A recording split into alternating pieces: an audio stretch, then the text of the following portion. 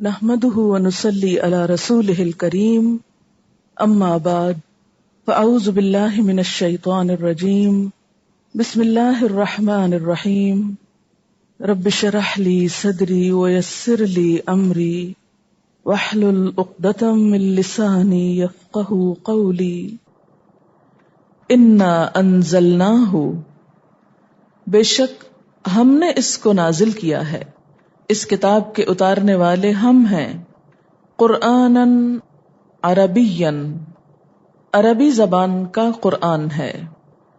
عربی میں کیوں اتارا؟ لعلکم تعقلون، تاکہ تم سمجھ سکو۔ قرآن پاک عربی زبان میں کیوں اتارا گیا؟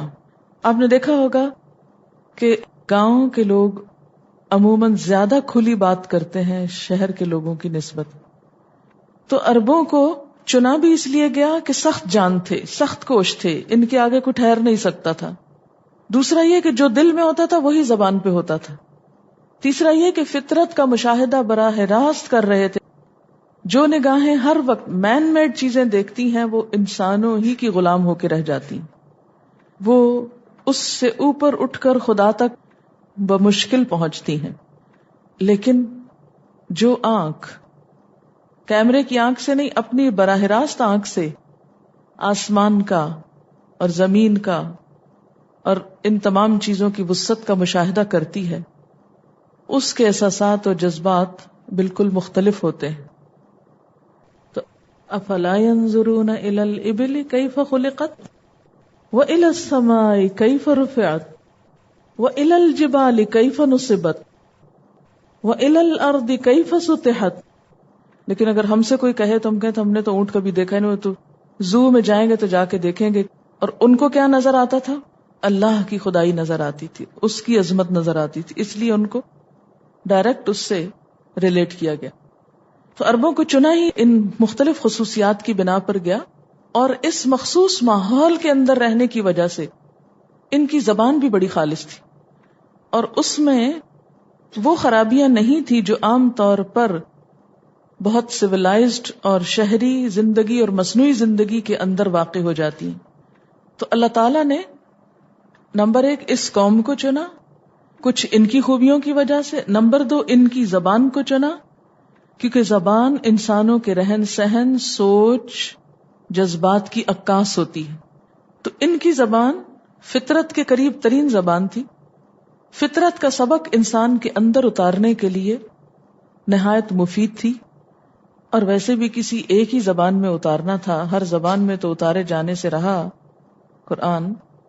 تو بہرحال ہم دیکھتے ہیں کہ یہ کتاب جو محفوظ ترین کتاب ہے، اس کی وجہ سے عربی زبان بھی محفوظ ہو گئی، اور قرآن کی زبان آج بھی سمجھی جاتی ہے، لکھی جاتی ہے، بولی جاتی ہے، ورنہ زبانیں چند 100 سال کے اندر بالکل اپنا وجود کھو بیٹھتی ہیں، کچھ سے کچھ ہو جاتی ہیں۔ مستشرقین نے اس کے لیے بہت کوششیں کی، بڑے بڑے فنڈ قائم کیے کہ کولوکیلز کو اور ڈائلیکٹس کو ترقی دی جائے، اور اس پر کتابیں بھی لکھوائی گئی، لٹریچر پروڈیوس کیا گیا، ان کے میڈیا میں ان کی لوکل ڈائلیکٹس کو بہت زیادہ امپورٹنس دی گئی۔ لیکن ان ساری کوششوں کے باوجود اصل عربی ختم نہ ہو سکی۔ پچھلے 100-150 سال سے عرب ممالک میں یہ تحریکیں بہت زور پر رہیں۔ چونکہ میرا اپنا سبجیکٹ عربی رہا ہے ماسٹرز تک، تو ہم نے ان کی اسٹڈی بھی کی تھی کہ کس طرح مصر کے ڈائلیکٹ میں کیا کیا کتابیں لکھی گئیں، مصری ٹیلی ویژن پر کس طرح ان کی جو لوکل ایکسنٹ ہے اس کو نمایاں کیا جاتا ہے اصل عربی کے اوپر۔ اور یہ ترقی پسند تحریکیں تھیں، جیسے ہمارے ہاں ترقی پسند تحریکیں اردو میں چلیں اور آزاد نظم کا رواج ہوا، لیکن آپ دیکھیں کہ اس آزاد شاعری میں پھر شاعری کیا ہے۔ تو یہ تمام چیزیں اس دور میں، یعنی ایک سازش کے تحت یہ کوششیں ہوئیں کہ عربی کی اصل کو کسی طرح ختم کر دیا جائے، ڈائلیکٹس کو نمایاں کیا جائے۔ اس کا ایک نتیجہ اور کیا نکلے گا کہ یہ ساری قومیں الگ الگ اور دور ہو جائیں گی۔ یعنی عرب ورلڈ کو ایک ہی چیز کٹھے کیے ہوئے ہے نا، اور وہ کیا ہے؟ عربی زبان۔ مصر کا اندر اگر مصری لہجہ چھا جائے اور الجزائر کے اندر وہ لہجہ اور ادھر امارات کے اندر کوئی اور لہجہ، تو آپ دیکھیں گے کہ ان کے درمیان تو لنک ختم ہو جائے گا، ان کی تو وحدت پارا پارا ہو جائے گی. پھر دوسری چیز یہ کہ اس قرآن کو سمجھنے والے باقی نہیں رہیں گے، کیونکہ جب عرب عربی سے دور ہو جائیں گے، عرب عربی سے اجنبی ہو جائیں گے، تو پھر اس کو کون سمجھے گا. لیکن ان کو یہ نہیں معلوم کہ اس زبان کی حفاظت کا ذمہ اللہ نے خود لے رکھا ہے اور وہ اس کو مٹنے نہیں دے گا. عربی کا اپوزٹ ہے عجمی. عجم کہتے ہیں گنگے کو. عرب اپنی زبان کی وسعت اور فصاحت سے خود بھی خوب واقف تھے. وہ اپنے علاوہ دوسری اقوام کو عجم کہتے تھے اور کہتے ہیں کہ وہ اپنے مدعا کو کھول کے بیان نہیں کر سکتی. ان کے الفاظ کے اندر وہ گہرائی نہیں، وہ وسعت نہیں، وہ لطافت نہیں جو عربی زبان کے اندر ہے. اور اس میں جو جامعیت ہے وہ دوسری زبانوں میں نہیں. مثلا اگر ہم یہ کہیں اس نے تسبیح پڑھی، یہ ایک جملہ ہے، یا ہم یہ کہیں اس نے سبحان اللہ و بحمدہ سبحان اللہ العظیم پڑھا، تو عربی میں صرف اتنا کہیں گے سبحہ سبحہ. جب میں ترجمہ کراتی ہوں تو اس وقت آپ دیکھا کیجئے کہ لفظ ایک ہوتا ہے اور میرے لفظ 2-3 ہوتے ہیں جو اس ایک کو بتا رہے ہوتے ہیں. مثلا مبین ہے، تو اب اس کے لیے آپ اردو میں واضح کرنے والی ایک لفظ کے نیچے کیا آئے؟ 3 لفظ آئے. سبحہ کا ترجمہ کیسے لکھتے ہیں ہم؟ اس نے تسبیح کی. کتنے لفظ آگے نیچے؟ وہاں 3 حرف ہیں، سین بے ہے. تو چند حرفوں میں بڑی سے بڑی بات کہہ جانا یہ عربی کے علاوہ دوسری زبانوں میں ممکن نہیں، اور پھر اس پورے معنی کی جامعیت کے ساتھ ممکن نہیں. مثلا اگر ہم کہیں کہ ہم اس نے ہٹا دیتے ہیں، صرف کہہ دیتے ہیں تسبیح کی، تو نہیں پتا چلے گا تم نے کی، اس نے کی، کس نے کی. لیکن وہاں سبحہ یا سبحت کر لیں، تے لگا لیں، تو اور پتا چل جائے گا کہ عورت تھی کرنے والی. اور اگر یہ کہنا ہو کہ ہم سب نے تسبیح کی تو سبحنا. اور اسی طرح اس نے ہم کو مارا، تو کتنا لمبا جملہ ہے. ضربنا، ضربا نا، نون الف بس کافی ہے. ضربنا، اس نے ہم کو مارا. تو یہ خصوصیت اور زبانوں میں نہیں کہ ایک لفظ کے اندر پورا جملہ سما جائے. اگر یہ کتاب کسی اور زبان میں اترتی تو یہ 30 پاروں کے بجائے شاید 60 سپارے ہوتے. اتنی لمبی باتیں کرنی پڑتی. اور پھر آپ دیکھیں کہ ہمارے ہاں مارنے کا لفظ بس مارنے کے لیے ہی ہے، لیکن عربی میں ضربہ کا لفظ جو ہے کہیں سفر کے لیے، کہیں مثال بیان کرنے کے لیے، کہیں واقعی مارنے کے لیے، کہیں کسی اور معنی میں. مہینے کی ہر رات کا نام الگ ہے. جیسے ہمارے ہاں تو ہفتے کے ہر دن کا نام الگ ہے نا، تو عربی میں مہینے کی ہر رات کا نام الگ ہے. یہ الگ بات ہے کہ استعمال نہیں کرتے، لیکن جب ایک زبان کی بات آتی ہے تو اس وقت پھر مقابلے میں کوئی ٹھہر نہیں سکتا. پھر اسی طرح شعر کے لیے بے پناہ لفظ ہیں، شاید 300 ہیں یا کچھ. شراب کے لیے بے شمار لفظ ہیں.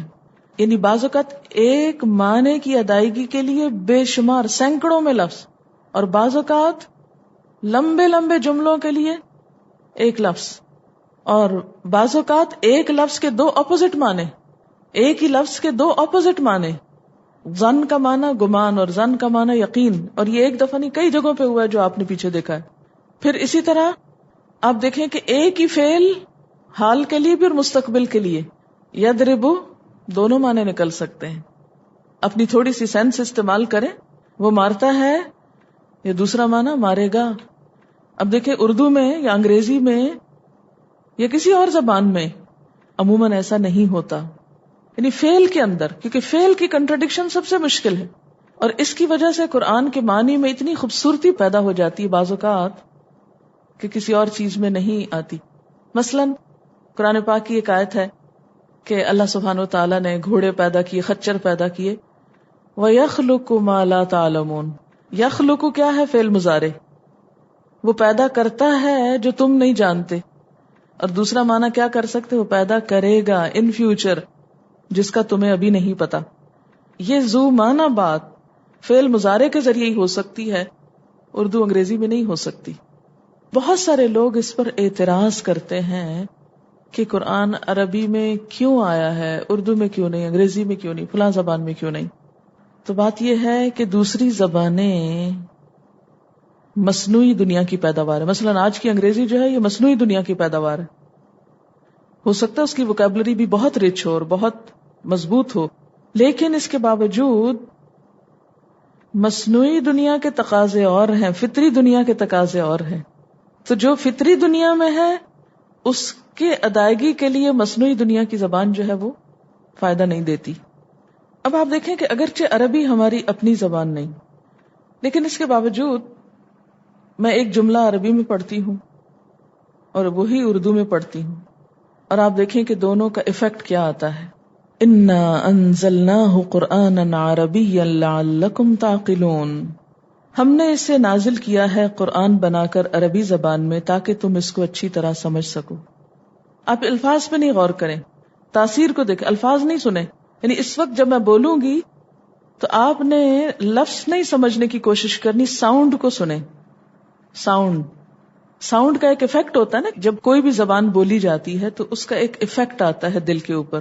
اس وقت صرف وہ جو اس کی فریکوینسی ہے نا اس کو دیکھیں. انا انزلناہ قرآنا عربیا لعلکم تعقلون، ہم نے اسے نازل کیا ہے قرآن بنا کر عربی زبان میں تاکہ تم اس کو اچھی طرح سمجھو. ساؤنڈ کو محسوس کیا آپ نے دونوں کے؟ ہم نے اسے نازل کیا ہے قرآن بنا کر عربی زبان میں تاکہ تم اس کو اچھی طرح سمجھو. وہ رو بھی نہیں ہے اس زبان میں. اسی طرح آپ فارسی میں یہ جملہ بول لیں، یہی جملہ انگریزی میں بولیں، یہی جملہ آپ کسی زبان میں بولیں. اگر آپ کو 5-7 زبانیں آتی ہوں، فرینچ، جرمن وغیرہ، سب کو ملا کے اسی سیم سینٹینس کو آپ بولتے جائیں مختلف زبانوں میں، اور پھر ذرا دل میں بھی محسوس کرتے جائیں. آپ باقی زبانوں کو چھوڑیں جو آپ کو سمجھ آتی ہیں. چلے پنجابی میں کوئی بولے گا سیم سینٹینس؟ چلے میں بولتی ہوں، اساں اینو نازل کیتا ہے عربی زبان دا قرآن تاکہ تسی سمجھو. کیا بات ہو جاتی ہے. آپ دیکھیں گے کہ کسی بھی زبان میں یہ کتاب اترتی تو دلوں کو پگھلا نہیں سکتی تھی جو عربی میں اتر کے پگھلا رہی ہے. انا انزلناہ قرآنا عربیا لعلکم تعقلون. اچھا، اسی لیے الف لام میم، الف لام را، یہ عاجز کرنے والے حرف ہیں. تمہاری زبانوں میں بھی یہی الف لام میم ہے، ALM ہے، لیکن اسی ساؤنڈ سے، ALM کی ساؤنڈ سے یا الف لام را کی ساؤنڈ سے بناؤ یہ سینٹینس، وہ ایفیکٹ نہیں آتا. پھر دوسری بات یہ ہے کہ عربی زبان میں جو آسانی ہے وہ دوسری زبانوں میں نہیں. اس کی بنیادی وجہ یہی ہے کہ یہ اللہ کی زبان ہے اور اللہ نے وعدہ کیا ہے وَلَقَدْ يَسَّرْنَا الْقُرْآنَ لِلذِّكْرِ فَهَلْ مِن مُدَّكِرٍ. اور سب سے بڑی خوبی یہ کہ دلوں پہ اثر کرتی، دلوں کو بدلتی، اور دل پر اتری بھی ہے. اور دین کا اصل تقاضا دل بدلنا ہے. دل نہ بدلے تو کچھ نہیں بدلتا. دل بدلتا ہے تو نیتیں بدل جاتی ہیں، عمل بدل جاتا ہے، گفتگو بدل جاتی، معاملات بدل جاتے ہیں، لینے دینے کے معیار بدل جاتے ہیں، محبتیں نفرتیں بدل جاتی، سب کچھ بدل جاتا ہے. نبی صلی اللہ علیہ وسلم نے جو انقلاب پیدا کیا تھا اس کے پیچھے اسی کتاب کی فورس تھی، قوت تھی. اور اس کتاب نے کیا کیا تھا؟ دل بدل دیے تھے، پرائرٹیز بدل گئی تھی. لہٰذا وہ چند ہی سالوں میں عرب و عجم کے بادشاہ ہو گئے تھے. انا انزلناہ قرآنا عربیا لعلکم تعقلون، تاکہ تم سمجھ سکو، تم سب سمجھ سکو. اس زبان میں اس لیے اتارا ہے یعنی صرف عرب نہیں، سب سمجھ سکو. نحن نقص علیک احسن القصص، ہم بیان کریں گے یا بیان کر رہے ہیں تجھ پر بہترین بیان، احسن القصص بیان کر رہے ہیں. قصہ یوسف کو احسن القصص کہا گیا، تمام قصوں سے خوبصورت قصہ. قصص کا لفظی معنی ہوتا ہے کسی چیز کے پیچھے لگنا. مفرد اور جمع دونوں طرح استعمال ہوتا ہے. ہم عموماً قصص سمجھتے ہیں کہ جمع ہے، حالانکہ یہ مفرد بھی ہے. عموماً کہانی کے لیے، حکایت کے لیے لفظ قصہ استعمال ہوتا ہے کیونکہ اس کو بیان کرنے والا واقعات کے پیچھے پیچھے چلتا ہے اور اس کو سننے والے اس شخص کے پیچھے پیچھے چل رہے ہوتے ہیں. اس کو احسن القصص کیوں کہا گیا؟ سب سے بہترین قصہ کیوں کہا گیا احسن؟ پہلی بات تو یہ کہ پورے قرآن پاک میں بکھرے ہونے کی بجائے یہ سارے کا سارا واقعہ ایک ہی جگہ پوری کہانی کی شکل میں آیا ہے. آپ نے دیکھا کہ موسیٰ علیہ السلام کا قصہ پورے قرآن پاک میں کہیں ایک حصہ زیادہ واضح، کہیں دوسرا، لیکن یہ بطور قصہ بھی سارے کا سارا ایک جگہ جمع ہے. اچھا، ہمارے ہاں قصے کا مطلب ہوتا ہے عموماً دلچسپ واقعہ یا کوئی سٹوری ٹیلنگ جس میں ہنسی مذاق اور عشق و عاشقی کی کچھ داستانیں ہوں، کوئی بادشاہوں کے واقعات ہوں، اس کو ہم کہانی کہتے. اچھا، کہانی کا لفظ سنتے ہی آپ کے ذہن میں کیا آ جاتا ہے؟ اسی قسم کی کچھ باتیں آتی نا، تم نے فلاں کی کہانی پڑھی. عموماً ہمارے ہاں قصہ کہا جاتا ہے کو پرلطف کہانی کو، خواہ اس میں کوئی سبق یا عبرت یا لیسن ہو یا نہ ہو. لیکن عربی میں قصہ کا لفظی معنی ہے بیان کرنا، یعنی بیان جس میں سبق بھی ہو، عبرت بھی ہو، کچھ چیزوں پر تبصرہ بھی ہو، محض کہانی ہی نہ ہو. تو اس میں نمبر ایک تو یہ کہ حسد اور عناد کا انجام بتایا گیا، مشکل مواقع پر اللہ تعالی کی تائید کی باتیں کہ کس طرح عین مشکل سے مشکل وقت میں اللہ تعالیٰ نے اپنی مدد اپنے بندوں کے لیے بھیجی. پھر انسانی نفس کی خرابیاں اور سرکشی اور انسانی نفسیات کا بہترین بیان ہے، یعنی انسان کی نفسیات کو، نفس کو کھول کے رکھ دیا گیا. نحن نقص علیک احسن القصص، ہم آپ پر بہترین واقعہ بیان کر رہے ہیں. کیوں؟ بما اوحینا، یہاں بے کا معنی بوجہ بھی ہو سکتا ہے یا ساتھ بھی ہو سکتا ہے. یہاں قصہ یوسف کو احسن القصص کہا گیا. یہ یوسف علیہ السلام کون تھے؟ حضرت ابراہیم علیہ السلام کی اولاد میں سے تھے. ابراہیم کے بیٹے اسحاق، اسحاق کے بیٹے یعقوب، یعقوب کے بیٹے یوسف. اسی لیے حدیث میں نبی صلی اللہ علیہ وسلم نے فرمایا کہ الکریم ابن الکریم ابن الکریم ابن الکریم، ایک محترم انسان جو محترم انسان کا بیٹا ہے، اور وہ ایک اور محترم انسان کا بیٹا، اور وہ ایک اور معزز انسان کا بیٹا.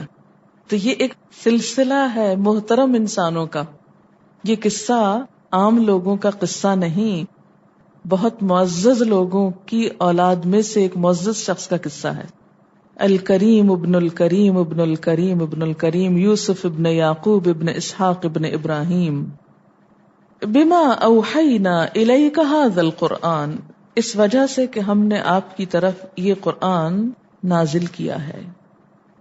تو قرآن میں تعلیم کا ذریعہ بعض اوقات واقعات ہیں، بعض اوقات احکامات ہیں، بعض اوقات کائنات پر غور و فکر کی دعوت ہے. تو قصے کی شکل میں انسان کو تعلیم دینا آج بھی آپ دیکھیں سب سے موسٹ ماڈرن طریقہ ہے. بچوں کو جب زبان سکھائی جاتی ہے، آپ اسکول میں ڈالتے ہیں اس کو، تو اس کو کیا کہا جاتا ہے پڑھنے کو؟ مثلا اردو کی کتاب میں اردو جب آپ بچے کو پڑھاتے ہیں تو کیا پڑھاتے ہیں؟ اس میں کہانیاں ہی ہوتی ہیں نا، بڑے بڑے فیکٹس کو کہانی کی شکل میں پیش کیا ہوتا ہے. یا انگریزی پڑھاتے ہیں تو مختلف لیسنز جو ہوتے ہیں اس میں کیا انداز اختیار کیا جاتا ہے؟ پیٹر اور جین کیا ہے؟ دراصل کہانی ہے، سیریز ہے کہانیوں کی، اس میں کیریکٹر ہیں مختلف. اچھا، جب آپ انگریزی یا اردو میں ماسٹرز کرتے ہیں تو آپ کو ناول پڑھنے کو کیوں کہتے ہیں؟ ان پہ تبصرے کرنے کو کیوں کہتے ہیں؟ ان میں مختلف کرداروں کو اجاگر کرنے کو کیوں کہتے ہیں؟ کیا اس سے مقصود وہ سارے کردار آپ کو یاد کرانا ہے یا کچھ اور ہے؟ جب کسی کی ڈسکرپشن لکھنے کو کہا جاتا ہے تو کیا وہ شخص مقصود ہوتا ہے یا اس کے ذریعے زبان سیکھنا مقصود ہوتا ہے؟ زبان سیکھنا. تو آج کی دنیا میں جس کو ہم موسٹ ماڈرن دنیا کہتے ہیں، اس میں بھی تعلیم کا ذریعہ سٹوری ٹیلنگ ہے. اچھا، تربیت کے لیے بھی قصے. اب آپ دیکھیں کہ شیخ سعدی کی حکایات ہیں، کئی سو سال پہلے لکھی گئی کہانیاں ہیں. تو ان ساری کہانیوں کا مقصد کیا ہے؟ اصل میں نصیحت کرنا. تو یہاں اس قرآن کے اتارے جانے کا بھی اصل مقصد کیا ہے؟ تعلیم دینا، اور اس کے لیے جو مختلف ذرائع اختیار کیے گئے ہیں ان میں سے ایک ذریعہ کیا ہے؟ واقعات بیان کرنا. تو بوجہ اس کے کہ ہم نے وحی کیا آپ کی طرف یہ قرآن، یعنی ہم احسن القصص اس لیے بیان کر رہے ہیں کہ ہم آپ کو قرآن دے رہے ہیں بذریعہ وحی، اور پھر دنیا کی کہانیوں کو دلچسپ بنانے کے لیے کس چیز کا سہارا لیا جاتا ہے؟ جھوٹ کا، ہے نا. جس کہانی میں جتنا جھوٹ ہوگا اتنی ہی زیادہ وہ خوبصورت ہو جائے گی، دلچسپ ہو جائے گی. لیکن قرآن کا یہ قصہ احسن القصص ہونے کے باوجود 100% سچائی پر مبنی، اوحینا، وحی پر مبنی. گزشتہ بادشاہوں کے جو واقعات بیان ہوتے ہیں تو ان میں آپ دیکھیں گے کہ بہت سے داستانیں خود ساختہ ہوتی ہیں، لیکن یہاں کچھ بھی خود ساختہ نہیں. ہم احسن القصص، اور احسن القصص سے مراد صرف قرآن کے قصص میں سے احسن نہیں، بلکہ دنیا بھر کے قصص میں سے احسن قصہ ہے کہ ان کی بنیاد کس پر ہے؟ وہم و گمان پر. اور اس کی بنیاد کس پر ہے؟ وحی پر. بما اوحینا الیک ھذا القرآن، بوجہ اس کے کہ ہم نے وحی کے ذریعے آپ کی طرف یہ قرآن بھیجا ہے، اس وجہ سے یہ احسن القصص ہے. وَإِن كُنتَ مِن قَبْلِهِ، اور بے شک تھے تم اس سے پہلے، لَمِنَ الْغَافِلِينَ، البتہ بے خبر لوگوں میں سے. آپ اس قصے کے بارے میں کچھ بھی نہ جانتے تھے، آپ اس کے بارے میں لا علم تھے. اس سے کس حقیقت کی طرف اشارہ ہو رہا ہے؟ کہ آپ صلی اللہ علیہ وسلم غیب نہیں جانتے تھے. اگر غیب جانتے ہوتے تو پھر یہ آیت نہ اترتی کہ اس سے پہلے آپ بے خبر تھے، کیونکہ غیب جاننے والا کبھی بے خبر نہیں ہوتا، اس کو تو سب پتا ہوتا ہے. قصہ کچھ یوں ہے، اذ قال یوسف لأبیہ، جب یوسف علیہ السلام نے اپنے والد سے کہا، اپنے باپ سے کہا. یوسف علیہ السلام کا زمانہ 19ویں صدی قبل مسیح تھا، بفور کرائسٹ، 1900 سال عیسیٰ علیہ السلام سے پہلے. تو اب جب یہ قصہ آپ پڑھیں تو اپنے ذہن میں رکھیں کہ یہ آلموسٹ 4000 سال پہلے کی بات پڑھ رہے ہیں. اس سوچ سے ذرا قصے کا لطف تھوڑا اور بڑھ جائے گا، کیونکہ مثلا اگر پچھلی سینچری کی، پچھلے ہزاریے کی، ملینیم کی بات ہو تو اور ہے، یہ تو 4 ملینیم پہلے کی بات ہے. اذ قال یوسف لأبیہ، جب یوسف علیہ السلام نے اپنے والد سے کہا، حضرت یعقوب سے، یا ابتی، اے ابا جان. یہ پیار سے بلایا جانے والا لفظ ہے، یا ابتی. انی رأیت، بے شک میں نے دیکھا ہے، 11 کوکبا، 11 ستاروں کو. میں نے 11 ستارے دیکھے ہیں، یعنی خواب میں. والشمس، اور سورج کو دیکھا. والقمر، اور چاند کو دیکھا. رأیتہم، میں نے ان سب کو دیکھا ہے کہ لی ساجدین، میرے لیے جھکے ہوئے ہیں. 11 ستارے ہیں، سورج ہے، چاند ہے، میرے آگے جھکے ہوئے ہیں. یہ کیا خواب ہے؟ کیونکہ بہت انیوژل خواب تھی. قالا، ابا جان نے کہا، یا بنیا، اے میرے بچے، اے میرے بیٹے، لا تقصص رؤیاک، نہ بیان کرو اپنا خواب، علی اخوتک، اپنے بھائیوں کے سامنے. اس خواب کو اپنے بھائیوں کے سامنے مت بیان کرنا. کیوں؟ اس لیے کہ باپ دیکھ رہے تھے کہ بھائیوں کی آپس میں کچھ بہت بنتی نہیں، بھائی اس سے کچھ جیلس ہیں، اور جب وہ اس کے اچھے خواب کو سنیں گے تو اس کو پریشان کریں گے، اس کو نقصان دیں گے. یہ انہوں نے ایک نقصان سے بچنے کے لیے تدبیر کی تھی، اس تدبیر کے ساتھ نصیحت کی جا رہی تھی، لیکن اللہ کی مشیت کے سامنے یہ تدبیر کچھ کام نہ کی. یعقوب علیہ السلام جس بات سے ڈر رہے تھے آئندہ چل کر وہی ہو گئی. یا بنی لا تقصص رؤیاک علی اخوتک، اے بیٹے یہ خواب بھائیوں کا نہ سنانا. فیکیدوا لک کیدا، ورنہ وہ تیرے خلاف چال چلیں گے.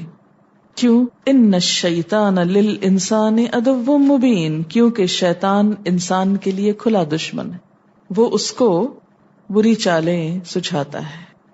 اور ساتھ ہی خواب کی تعبیر بھی بتا دی کہ اس خواب کی تعبیر کیا ہے۔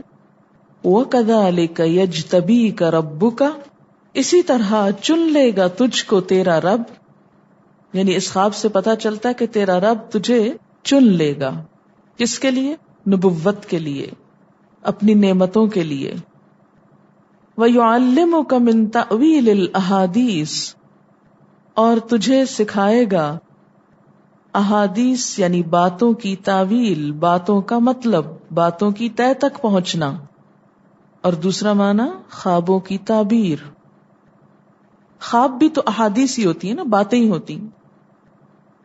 وَيُتِمُّ نِعْمَتَهُ عَلَيْكَ، اور پورا کرے گا اپنی نعمت کو تجھ پر، اپنی نعمت سے مراد نبوت۔ وَعَلَىٰ آلِ یعقوب، اور آل یعقوب پر، کما جیسا کہ اتمہا علی ابویک، اس نے پورا کیا اس کو اوپر تیرے دو باپوں کے۔ یہ دو باپ کون تھے؟ من قبل، اس سے پہلے، ابراہیم و اسحاق، ابراہیم اور اسحاق علیہم السلام، یعنی جیسے اللہ نے ان کو نبی بنایا تھا تجھے بھی نبی بنائے گا۔ ان ربک علیم حکیم، بے شک تیرا رب علم والا ہے، حکمت والا ہے۔ اس خواب سے ہمیں اور حضرت یعقوب علیہ السلام کی تعبیر سے خواب کی حقیقت پر بھی کچھ روشنی پڑتی، اور یہاں خواب کی حقیقت کو سمجھنے کے لیے ہم کچھ بات کریں گے۔ خواب انسانی زندگی میں بعض اوقات بہت اہم کردار ادا کرتے ہیں۔ حدیث کے مطابق خواب 3 طرح کے ہوتے ہیں۔ نمبر 1، اپنے ہی دل کی بات، حدیث و نفس، یعنی جو باتیں اپنے دل میں ہوتی ہیں، مثلا بغض ہے، حسد ہے، کسی کے بارے میں کینہ ہے، یا کوئی خواہشات ہیں، کسی سے ملاقات کو دل چاہتا ہے، تو یہ ساری جو دل کی باتیں ہوتی ہیں وہ رات کو خواب میں پوری ہو جاتی ہیں، نظر آ جاتی۔ اور آج کی نفسیات میں بھی اس کو ایسے ہی انٹرپریٹ کیا گیا ہے کہ بعض خواب انسان کی اپنی سوچ کو ریفلیکٹ کر رہے ہوتے ہیں، اس سے زیادہ ان کی کوئی حقیقت نہیں ہوتی۔ آپ خواب میں ہی سفر شروع کر دیتے ہیں اور سونے میں بھی ایک طرح سے جاگ رہے ہوتے ہیں۔ دوسری قسم کی خواب شیطان کا ڈراوا، شیطان کے وسوسے، یہاں سے شیطان کی ایفیشنسی بھی معلوم ہوتی ہے۔ نہ صرف یہ کہ وہ جاگتے میں آپ کو مختلف برے خیالات سجھاتا ہے، بلکہ سوتے وقت بھی نہیں پیچھا چھوڑتا، اور خصوصاً اگر انسان آیت الکرسی وغیرہ نہ پڑھ کر سوئے تو شیطان پاس ہی منڈلاتا رہتا ہے اور کوئی موقع جانے نہیں دیتا، حتیٰ کہ خواب میں بھی انسان کو ڈراتا ہے۔ اچھا، اس ڈرنے میں آپ دیکھیں کہ مختلف قسم کے ڈر ہوتے ہیں، کوئی مار رہا ہے آپ کو، بعض اوقات آپ رو رہے ہوتے ہیں خواب میں، بعض اوقات آپ کے اوپر ایک بوجھ محسوس ہوتا ہے کہ آپ کا سانس نہیں آ رہا ہوتا۔ یہ سب تصرفات شیطانی ہوتے ہیں۔ بعض اوقات آپ بہت گندا خواب کوئی دیکھتے ہیں، آپ کہتے ہیں میں نے بڑا گندا خواب دیکھا، تو یہ بھی دراصل کیا ہے؟ شیطان۔ اور تیسری چیز خدا کی بشارت، جیسے یہ یوسف علیہ السلام کی خواب میں تھی۔ ایسے خواب کی علامت کیا ہوتی ہے کہ وہ کوئی اپنی سوچ نہیں ہوتی، نہ کبھی سوچا ہوتا ہے، کبھی دل میں خیال ہی نہیں اس بات کا گزرا ہوتا۔ اب ایک عام انسان کے دل میں کیسے یہ خیال آ سکتا ہے کہ سورج میرے سامنے جھکا ہوا، یہ چاند جھکا، اور 11 ستارے، 10 بھی نہیں، 11 ہیں، تو یہ ایک میننگ فل خواب ہے۔ ایسے ہی خواب کے بارے میں آپ صلی اللہ علیہ وسلم نے فرمایا، بخاری کی روایت ہے حضرت ابو ہریرہ سے، کہ لم یبق من النبوۃ الا المبشرات، قالوا وما المبشرات قال الرؤیا الصالحہ۔ آپ صلی اللہ علیہ وسلم نے فرمایا، بشارتوں کے سوا نبوت کی کوئی چیز باقی نہیں رہی، یعنی نبوت ختم ہو گئی۔ اب کیا ہے؟ کچھ خوشخبریاں ہوں گی، خوابوں کے ذریعے لوگوں کو کچھ باتیں بتا دی جائیں گی۔ وآخر دعوانا ان الحمد للہ رب العالمین۔ سبحانک اللہم وبحمدک، نشہد ان لا الہ الا انت، نستغفرک ونتوب الیک۔ السلام علیکم ورحمۃ اللہ وبرکاتہ۔